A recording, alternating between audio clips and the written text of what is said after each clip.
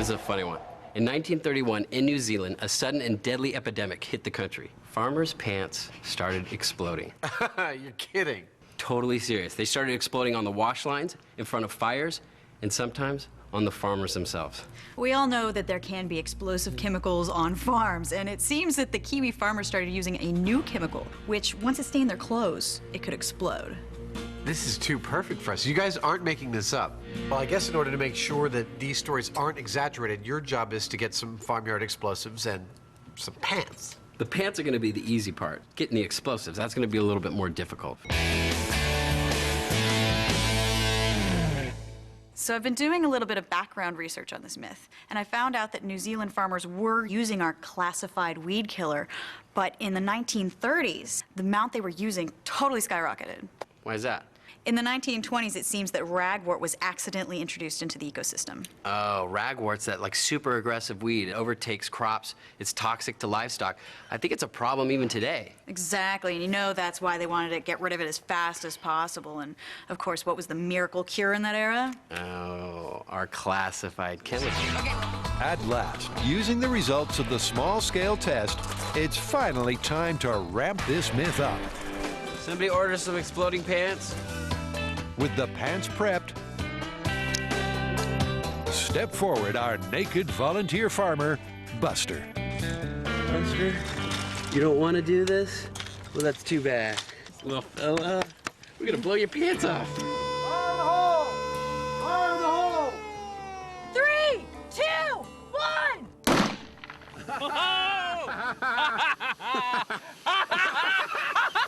That's awesome. Oh, yeah.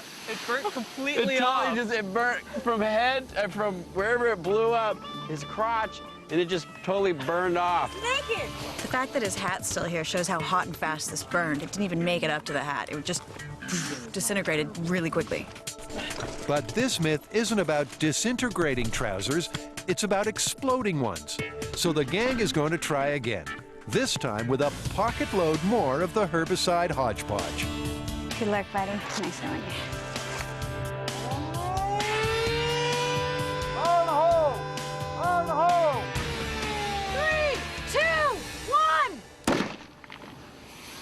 Wow. That was great. Whoa. That obviously burned up twice as fast as that last And one. it's much bigger, a bigger reaction. That was cool. The pockets of pesticide sure got Buster fired up. But was he fired up enough? Here's my question, though. We call this myth exploding trousers. They didn't really explode. No, I mean, they were just burning rapidly. I have a feeling, though, if you were wearing those pants and they burned that fast, you would definitely claim explosion.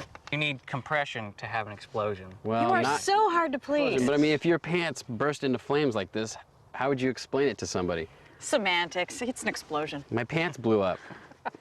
That's what I'd say. I'm with Kari and Tory on this one.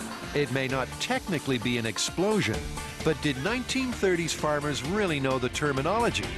This is myth confirmed. The only remaining question is, would Buster have survived? So as medical professionals, what do you think of the damage? If he just had pants on, it would have burned up on the pants. Maybe he'd have a couple of burns up here in the chest area, but it wouldn't have gone any further. So you're saying he lived? Yeah. Oh, he would have definitely- lived, yeah. He definitely would have would've. just maybe had some scarring from the burns, but a person could survive from it, definitely. You lived! You know, Mythbusters, we always like to ramp it up to replicate the circumstances. So you want to ramp up the results? I want to see a pair of pants explode. This is a high velocity explosive that we're using here, a specialty explosive, and it's much faster in detonating velocity than anything that we've used in previous episodes, so we expect Buster to get a pretty interesting ride.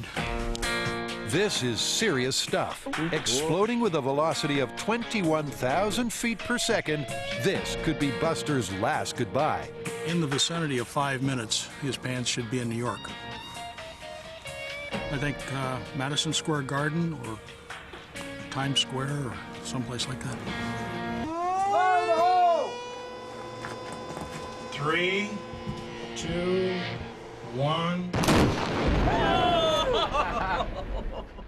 Yeah! That's what I'm talking about. Those are exploding pants. Buster's not there anymore. That's 10 milliseconds to blow them up and 3 hours to find the pieces. That was cool. Pop and then a whoop. Smoldering Buster parts all stinking over the field. There's his face. That's a hat. Frank, what'd you do to Buster? Friends and family of Buster should look away now. Bottom. Shoot. Okay, I got leg and knee. That's good. I got a face. There's a thigh. There's a chest and a head. What do you got? I got a hand. That's all that's left of his pants. Watching the high speed, you can actually watch body parts go off into the hills somewhere. Where, I don't know, but I'm sure they're out there. So how did you guys go? Dude, it was sick. I think this might be my new favorite myth. We actually had exploding pants. But you know what, though? The herbicide-treated pants were still really dangerous, and we know that that chemical was common in New Zealand at the time. And I mean, if I was telling the story and I had a flash ignition in my pants, I would call it an explosion. So you've got a little history and some exploding pants, and you can call this one... Confirmed. I sure hope this never happens in my pants. Let's all pray it doesn't.